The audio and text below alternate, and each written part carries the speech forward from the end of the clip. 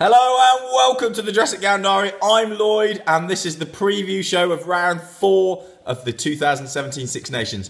I've been struggling this week with a bit of a cough and a cold, so you start Friday evening with a gin and tonic. Let's toast rugby.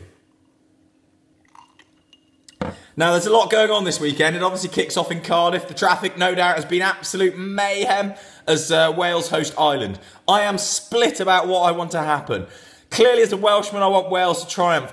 But if they do, it basically hands the title to England. And that is a very, very painful thing to consider. However, let's look at some of the facts. Howley, why have you picked the same team? They have not fired.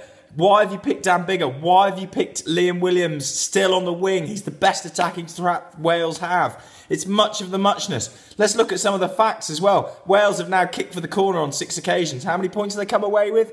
A big fat nil point. You can hear the cough. There are other issues at hand. Wales look one-dimensional. They're playing rugby league. It's one-up hits. They don't lack any energy across the game line. Ireland are coming to Cardiff where they have a great record. They've only lost 3 times since '83. They still have a shot at the title and they will be all guns blazing.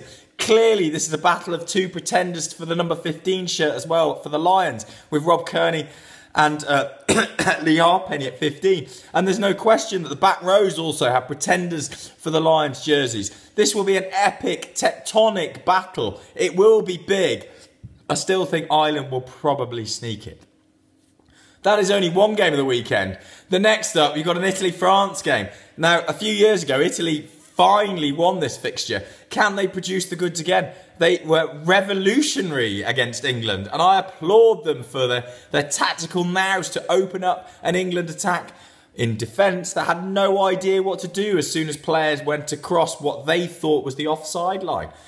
Can Italy carry this forward though? It's a tough ask. France are a big, heavy unit. They are heavy artillery. Can Italy do it? I'm not really sure. But certainly France will look to open up and try and score points before their last game as they host Wales in Paris in the last weekend. The biggest fixture of the weekend, though, without doubt, is Scotland travelling to Twickenham with an outside chance, a sniff of victory.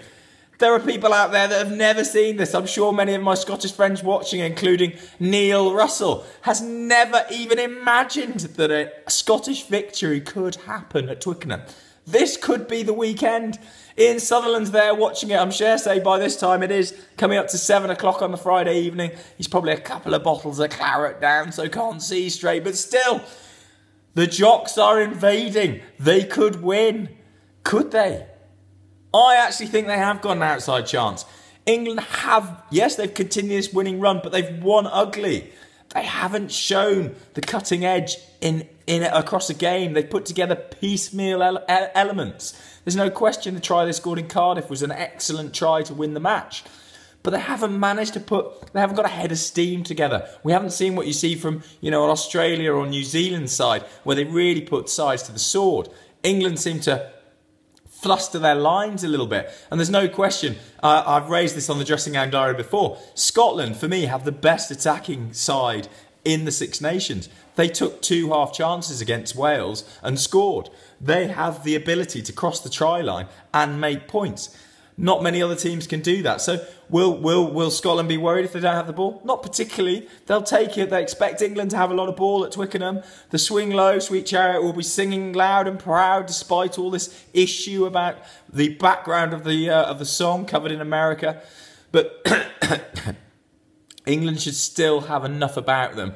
I still see them winning, but it'll probably be only by 5, not as the bookmakers have them as 12. So Freddie's flutter for the weekend, therefore, is back Scotland at plus 12.5 in the handicap. I don't think they'll win, but it'll be a lot tighter than perhaps everyone imagines. It's going to be a short one because I'm losing my voice. You enjoy the weekend. I do hope you see your 6 halves of rugby. Over and out.